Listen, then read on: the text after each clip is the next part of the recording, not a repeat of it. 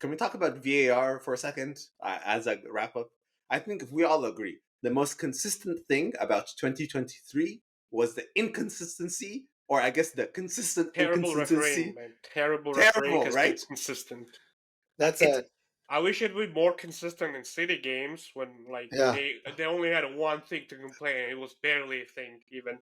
takeaway of uh, the year. Takeaway of the year. The refereeing and VAR has been terrible across the leagues, but mostly in the Prem. That's the Yeah. yes. takeaway And it's of the not year. VAR, right? I think we were talking about this, KG. The No, the technology is refereeing. not the problem. It's the humans behind it. Everyone is Yeah. doing it. Every pundit talks about when there's a mistake. If you listen to all the big pundits in England and all the big pundits that show the Premier League, because they're all British either way, they're gonna be. Everyone says the same thing. They say the technology is not up to par, and that's when I heard with the Arsenal goal that they conceded against West Ham. Obviously, the ball was out. It boggles my mind that when it was against Newcastle, the Arsenal Newcastle, they took their sweet ass time to review it and to come to a conclusion that the ball was fully in. There's no picture that shows that it's fully out. Whereas here, they're like, oh, we don't have a proper angle. They didn't take much time to review it. It was It just was like, out, oh, right? Like we yeah, agree. We all saw the screenshot it of is. like obviously out.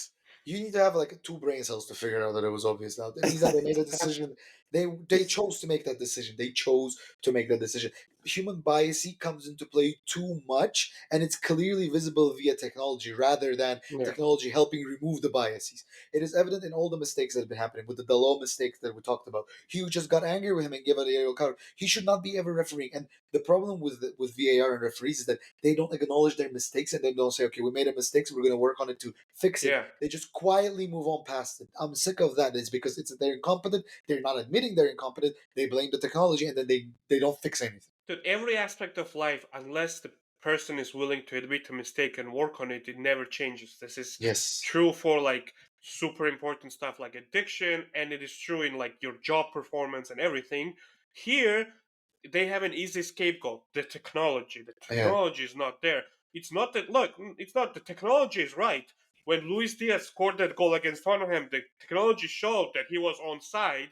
You idiots were too stupid to communicate that no, that goal should have stood. It's not technology's fault. You see obvious mistakes and you choose to ignore them or make like that mistake would have still been a mistake without VAR. Now you have a chance to change and like not make that mistake, but you still choose. It's still the people, and every time there's something's being said about hey, the refereeing is bad, you have this. I don't know if they buy the Sky Sports or like this pundit jumping down your throat saying, "Oh, the referees get so much abuse, man. It's inhumane." Obviously, No, they're in no. cahoots. They're There's obviously in nothing like cahoots. the same referees who fuck up over and over. They go down one division for one match day. They're come backing up.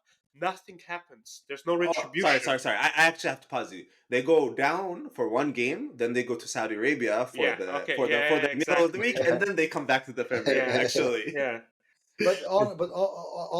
Honest to God, like they're all in cahoots with the media because as soon as they talk about VAR, it's not even like talk about when there's something is not working. You need to assess why it's not working before you remove it, right? They just go jump to the conclusion that we need to remove. Like if something is broken, you can see if you want to mend it, if you need to substitute it, or it can stay there a little bit before it bursts, and you need to change. Like you need to call in an expert to review it, and then be like, okay, like we need to change this part, or we need to like put a tape on it, or do something about it, or we need to glue it.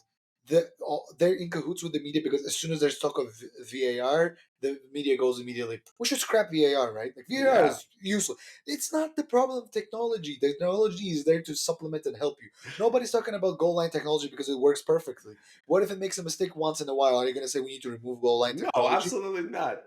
I mean, wait, KG. I think you and I have seen so many problems watching the Arsenal United games. The inconsistency. Sometimes you're like, cool, if this is a foul, it's fine. But the previous game it wasn't, so why? But I think we all have to admit the worst VAR decision of the year. Speaking, it has to be the Luis Diaz one, right? The No, it is. offside. It is. It is. It's just because they made a mistake and then they released. Here is our evidence how stupid we are. Here it's you go.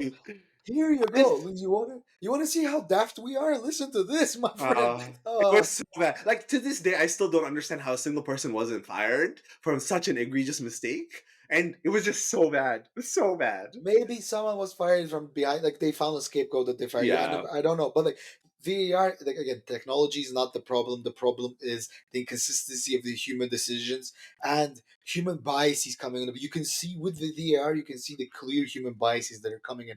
Odegaard should have been a handball. It should not have been in a question that they have to review it. Oh, one I hundred don't know percent a why they didn't penalty. review.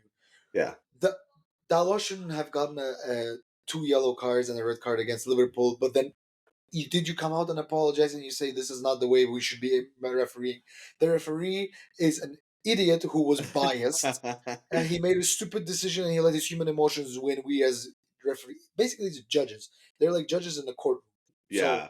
like, you don't want to be a judge who's like that.